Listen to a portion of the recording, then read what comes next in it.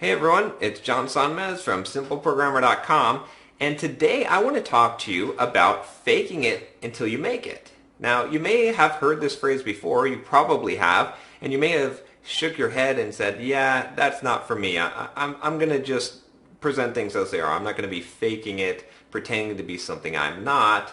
Instead, I'm just going to be me, and when I get there, I'll get there. But I'm going to tell you why today I think that that's the wrong attitude to have and why I think it is actually important to fake it until you make it. Now, I've actually lived my life based on this idea of faking it until you make it. In fact, I get in way over my head a lot. And because I have this philosophy of fake it till you make it, I've achieved a lot more successes than I think I would have otherwise, and it's really helped me to be able to do things that I wouldn't normally be able to do.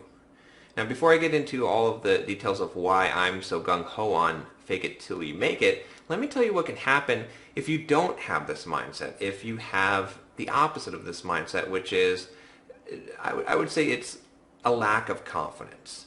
Because I really think that faking it till you make it gives you an appearance of confidence and really comes from an inner confidence in believing in what you can do.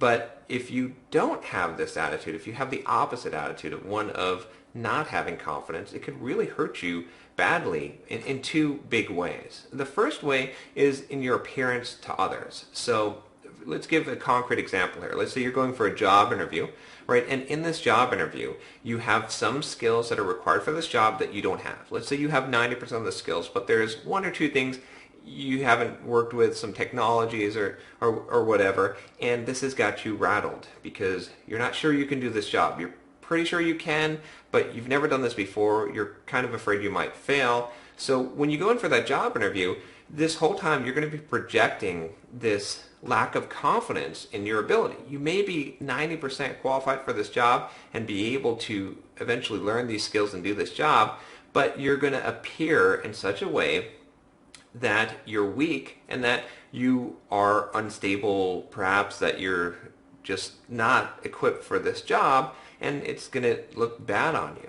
Now that's your appearance to others, but you're also going to have the same effect on yourself. So what you believe is reality.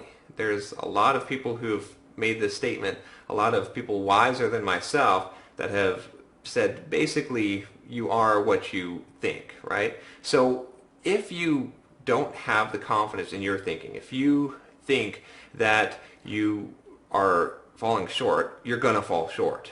If you have confidence, if you believe that you're going to accomplish, you're probably going to accomplish. It's really a self-fulfilling prophecy. So by not having the mental attitude of what I call fake it till you make it, what ends up happening is you look weaker to others, you project a lack of confidence, and you also create a self-fulfilling prophecy, which can end up in your own failure. Now, on the other hand, the reason why I'm such a big proponent of fake it till you make it is because it gives you this confidence. It's really acting on the belief that you will eventually get there, so you're already there. And that's how I envision fake it till you make it. Now, I'm not saying lie, right? I just want to get this clear. There's a big difference between faking it until you make it and being a liar. I don't want you to be a liar. I'm not suggesting it. I don't lie about skills and qualifications in order to get a job or to receive some placement. That's not a good thing. But faking it till you make it means I'm going to pretend like I already made it. I'm going to take on the mental attitude. I'm going to take on the confidence. I'm going to take on the persona of someone who has already crossed the finish line.